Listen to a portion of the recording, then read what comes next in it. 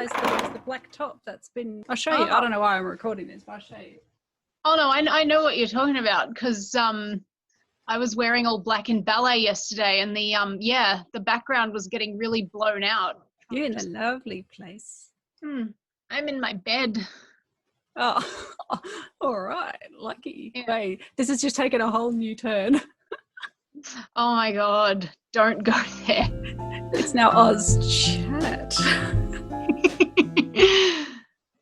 Hi. Welcome to Oz Chat. Thank you, Anna. And does everybody know your actual name? Oh. Apart from Cake and Madness. Am I allowed to swear on this? Yeah, I always click the not for children thing on YouTube. Okay. It's Jess.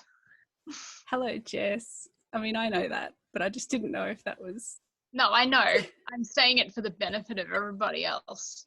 And it'll be in the title, so, you know.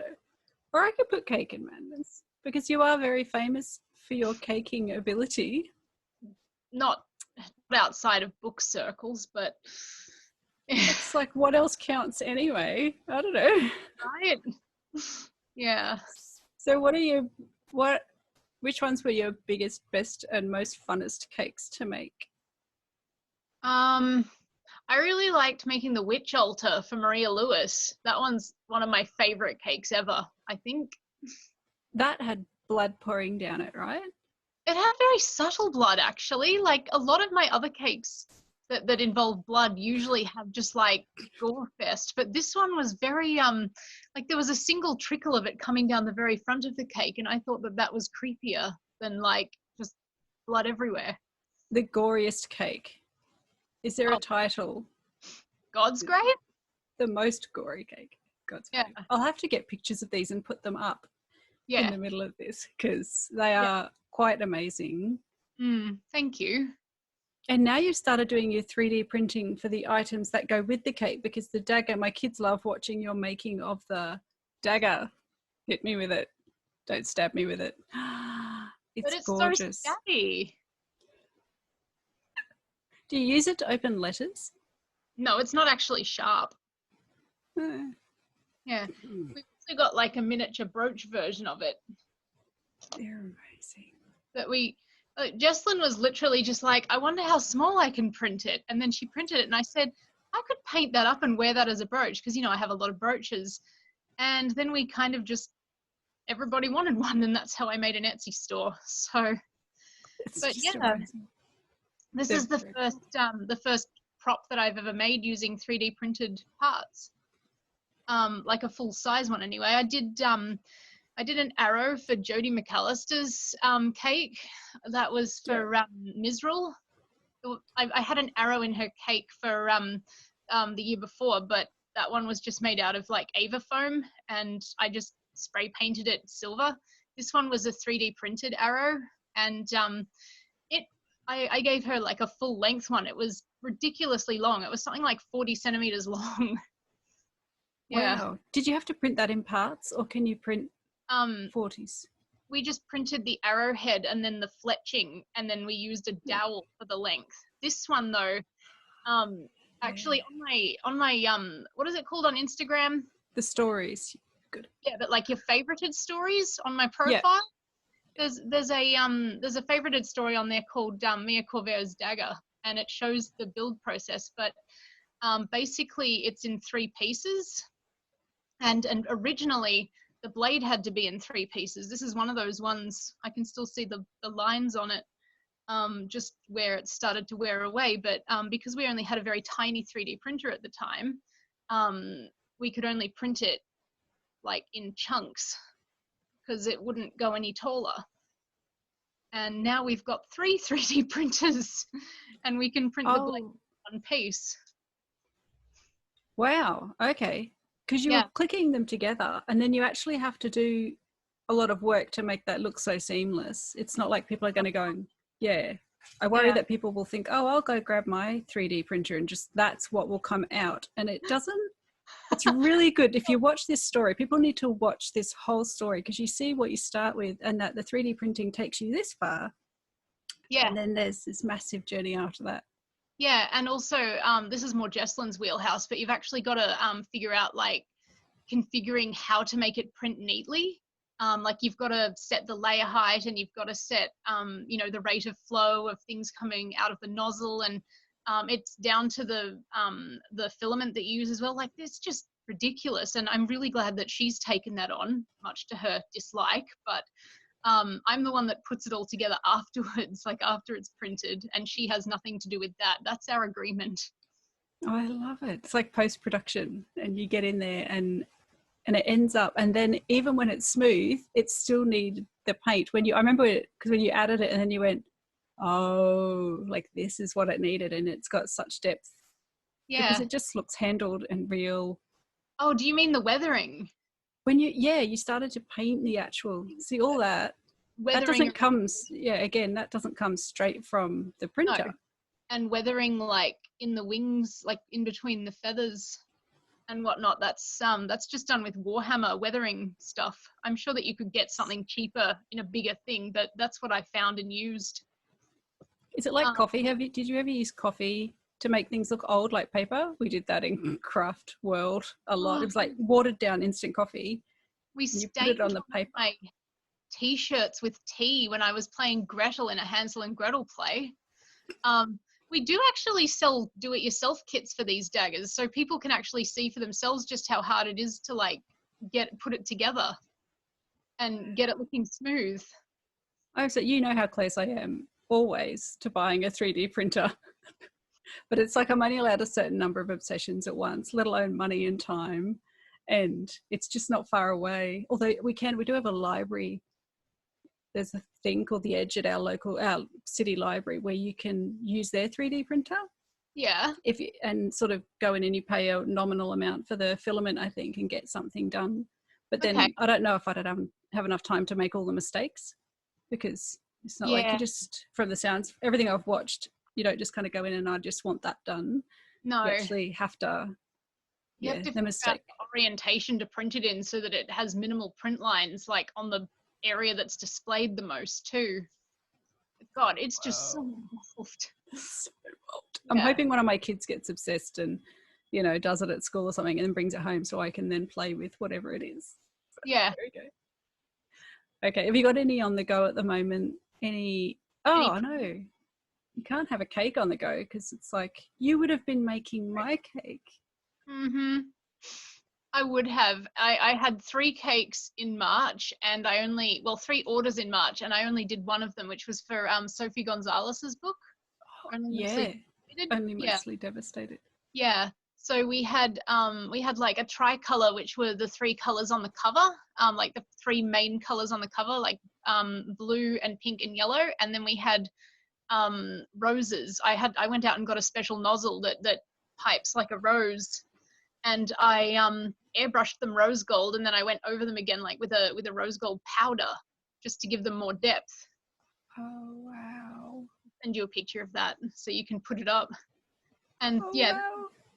That was the last. You look like you're about to cry. I know, like it's so beautiful, and then I think we don't get all the cakes because we can't go and eat everyone's cake. But they just sound so lovely. They were really, really nice. I was really happy with how that went. But yeah, I was going to do Katia de Becerra with the Oasis.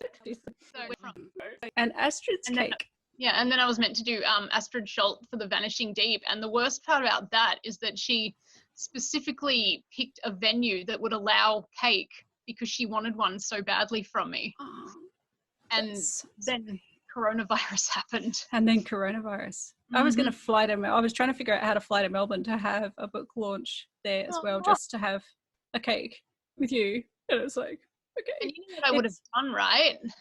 I would have done like a blue outer layer, and then when you cut it open, it would be all rainbow inside.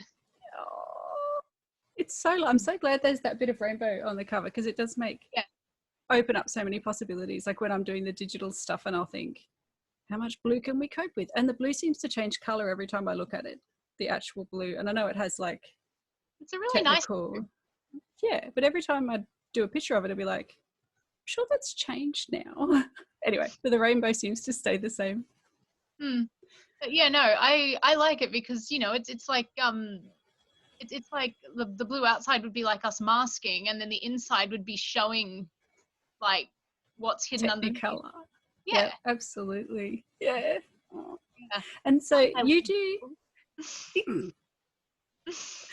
So you do a lot more than just the cakes, though, because you also do sensitivity readings for people, which I don't know if everyone knows that you do those. That's a skill, and I'm sure that that's the reason why I really love I'm Out with Lanterns. Yeah, that's the book. You worked with Emily Gale on Milo's character. Yes. Who's autistic but doesn't have ADHD, does he? No, but his friend does. Yeah. His friend that he chats online does. Yes. Yeah. Yes. Yeah. Yes. I mean, you know, it's hard to detangle what's what in my brain, but I mean, I can just authenticity read for just ASD. That's fine. Yeah. But no, that was a really lovely experience. I wasn't even expecting to be asked. She had spoken to me.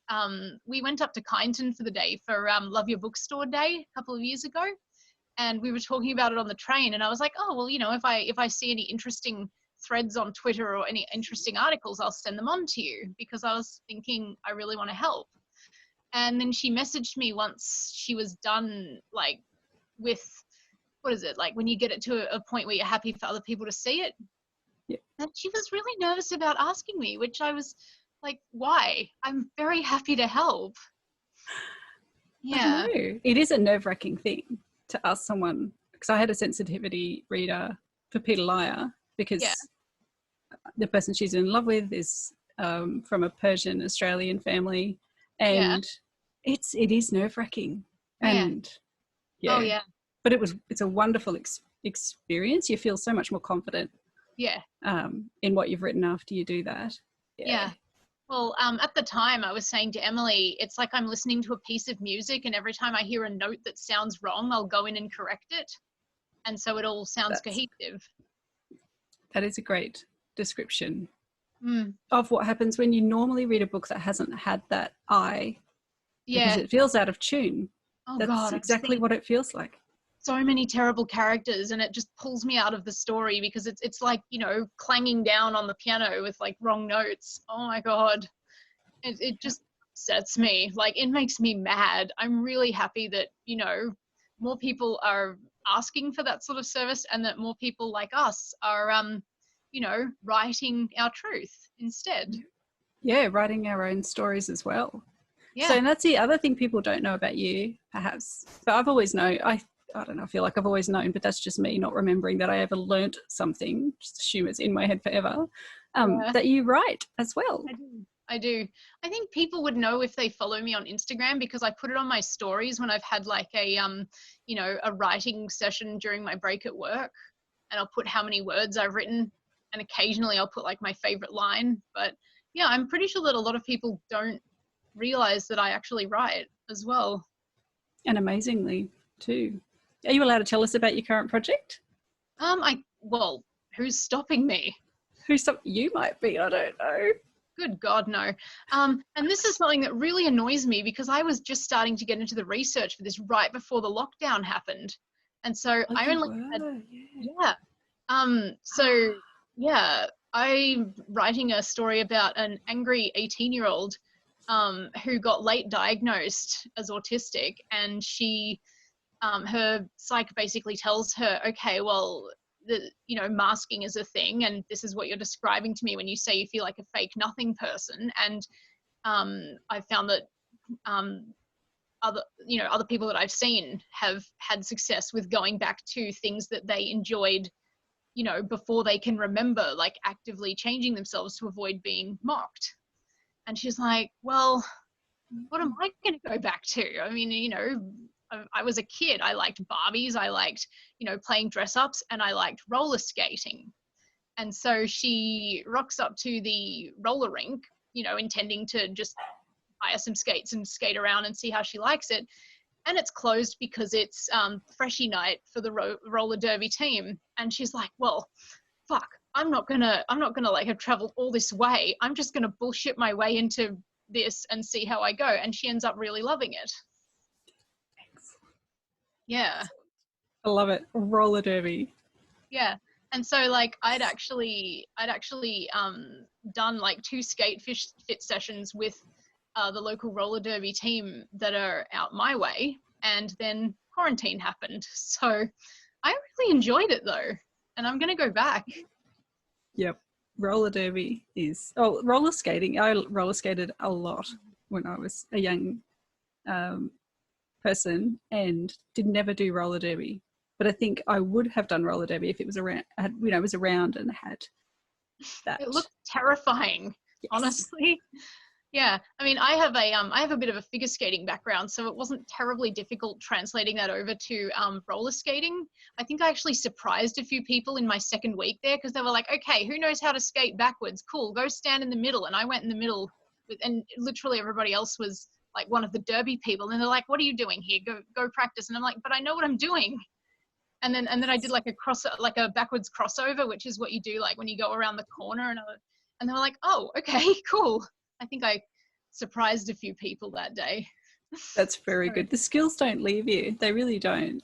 I just didn't like dancing with other people. Like we always did figures and dance skating. Oh, you had to dance?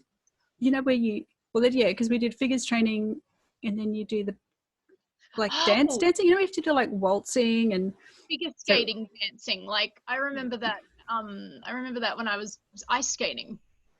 That there would be like a couple, doing random moves, and it just looked very technical and difficult. And and smelly. And one of the main things I couldn't do was that I would often be with someone taller than me. So you basically head in their armpit. Mm-hmm. And I can't do that.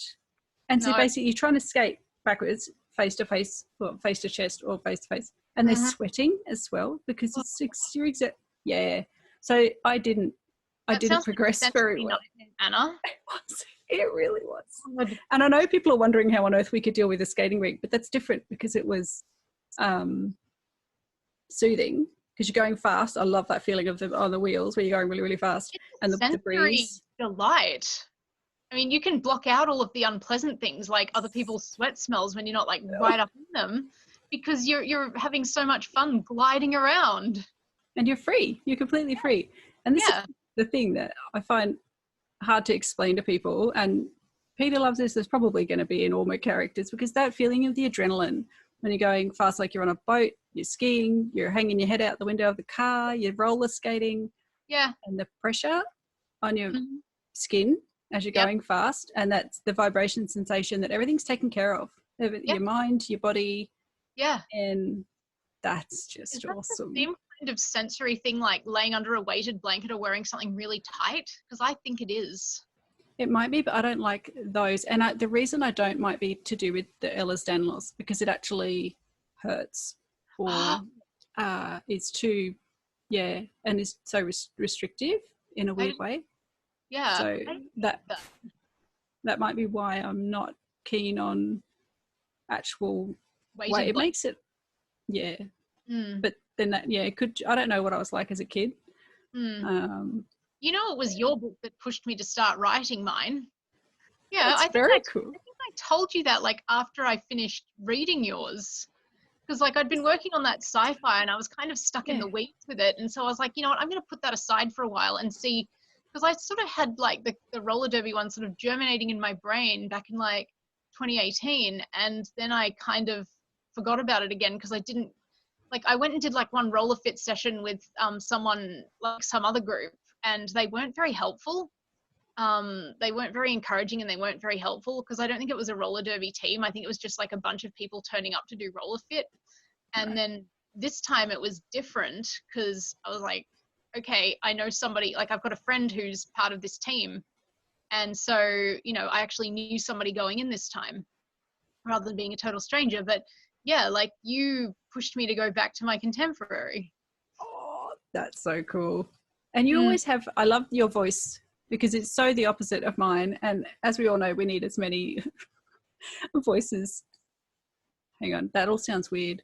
As many representations of what it's like to be neurodivergent. We're not a fucking monolith. Exactly. But you just tap into all the stuff that I find really hard, which is like that I say anger, but it's not anger in a bad way. No, it's like a angry determination to prove everybody wrong, I think. Yeah. Yeah. You write it in, you can just feel it. And all I feel is all those thoughts that go on in the back of my head and think, oh, and then it's like you identify them. And then you think, oh, maybe I shouldn't suppress them all the time. So that's really good. I never suppressed it as a kid, much to my mother's horror. I was a very angry child. I just got sick of being in trouble all the time and misunderstood all the time. And so like I started acting out and being really angry. And how many kids in your family? 3. I'm the oldest of 3. Oldest, there you go. I'm the third child. Sisters. 4. Yeah. I reckon we're the people pleasers who don't want to make anyone angry. We want you all to play with us, so we'll be as nice as possible so you'll play. Okay. Yeah. But yeah, the oldest, so you just lashed out and did what you did. I love it. Yeah, and argued with my mother about just about everything, every rule. I would debate it and argue it and want to know why. I was probably not the easiest child to discipline because of that. Yeah. I will say for my mom, though, she tried so hard to find me the right help. So, I don't hate my mother. No. Yeah. No, you've always been very clear they supported you as much as they could. Yeah. Yeah.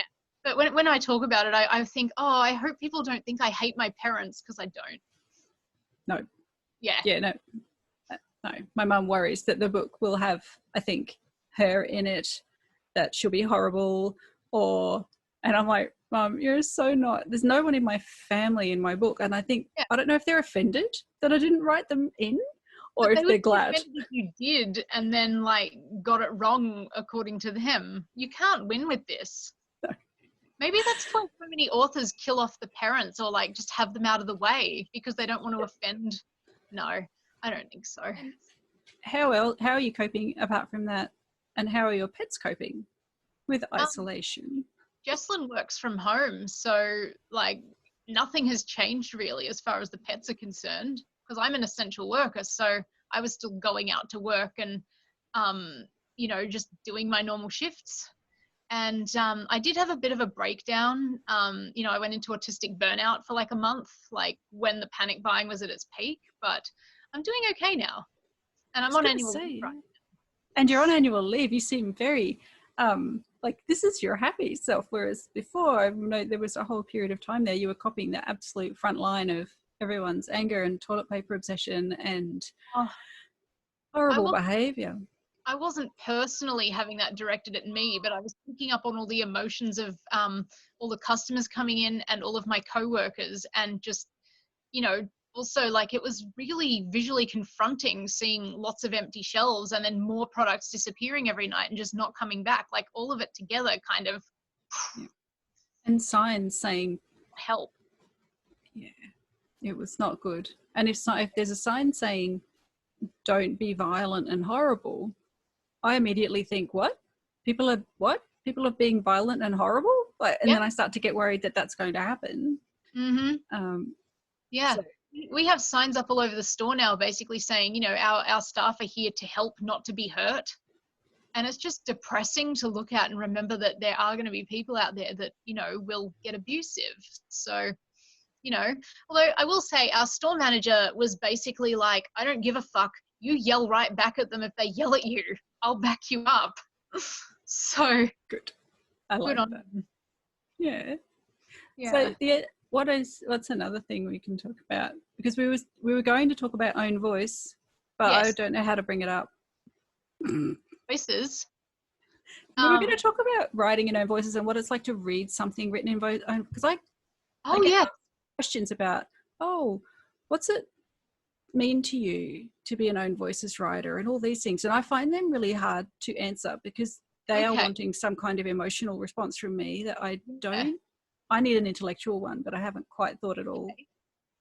Well, for me, I mean, the first own voices book that I read was Queens of Geek by Jen Wilde, and when I finished reading it, I literally put the book down, picked up my phone and recorded myself reviewing it because I wanted to capture the emotion that I felt just seeing myself for the first time. And it literally was seeing myself the first time because, you know, I mean, generally when I was reading books growing up, there were a lot of things that I just couldn't relate to. And I used to think things like, oh, well, I'm not having boy problems. I'm not obsessed with, you know, reading magazines. I'm not obsessed with this band or whatever. I guess I'm not normal. And, you know, normal is, of course, you know, what's normal for the spider is chaos for the fly. But that's how I thought back then. That's an Addams Family quote. That's not me being clever. But it's just so good to read these characters who I know intimately because that's been my experience too.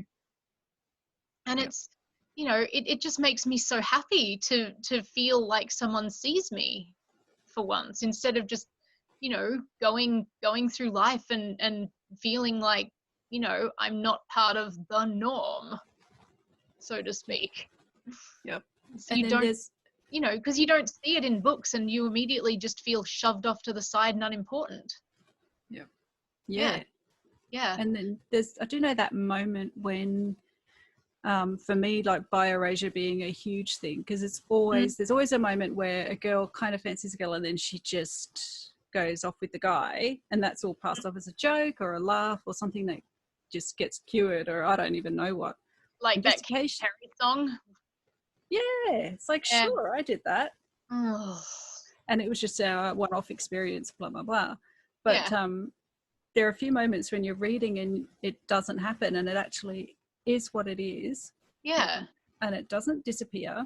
Yeah. And then I'm Out with Lanterns being an example of that. Yeah. I didn't know that was going to happen. So I read that. She's an authenticity reader for that as well. She got Steph Cuthbert to read for that. So good. Because there was this moment where it didn't get erased. Yeah. And the thrill of that. Yeah. It's just, so sorry, Emily, that I go on about this all the time. But that still hasn't left me. Amazing. Let's continue going on about it.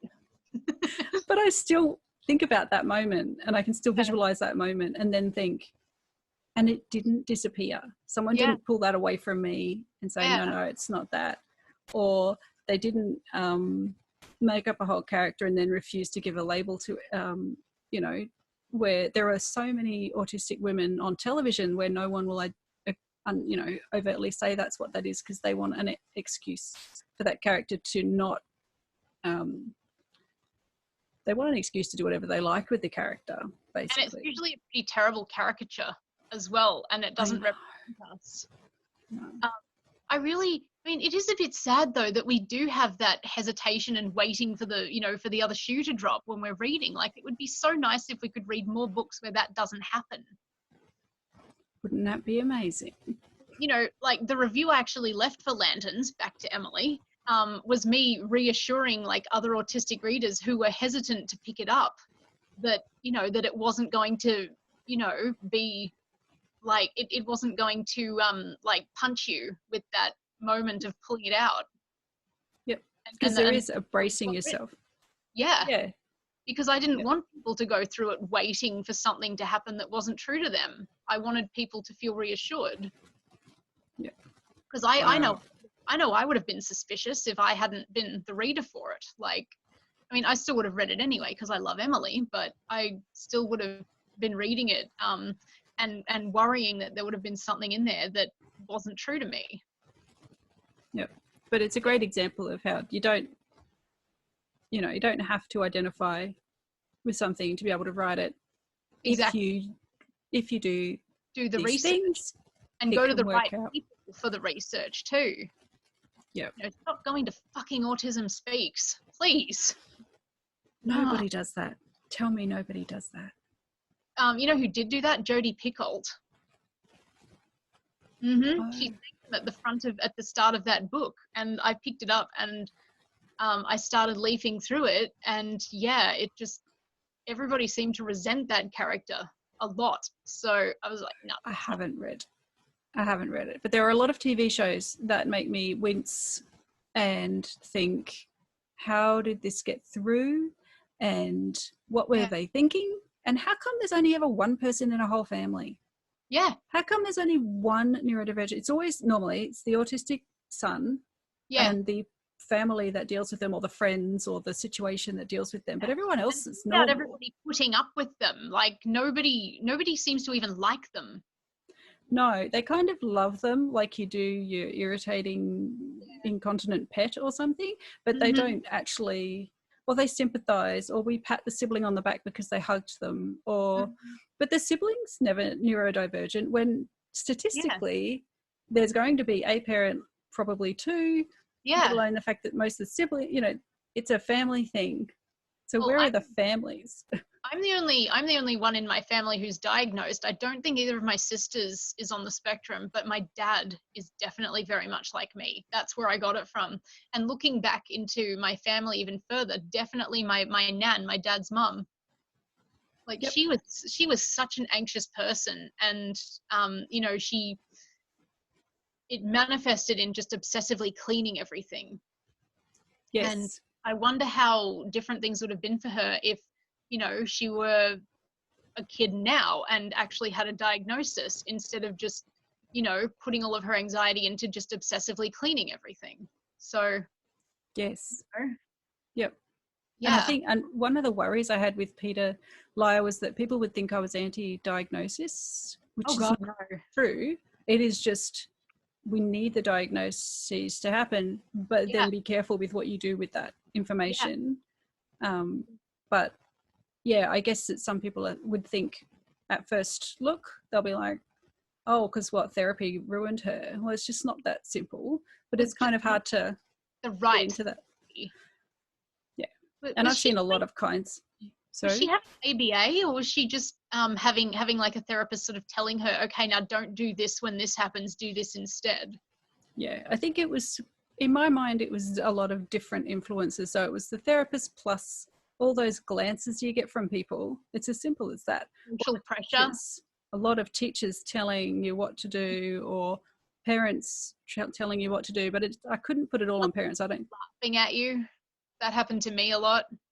Or scoffing. Like you say something and they go, yeah, exactly. How much I hate the scoff. Oh God, same. And not to mention, like, you say something totally serious, but then everybody sort of looks at each other and, you know, and it's like, what did I say? I don't understand.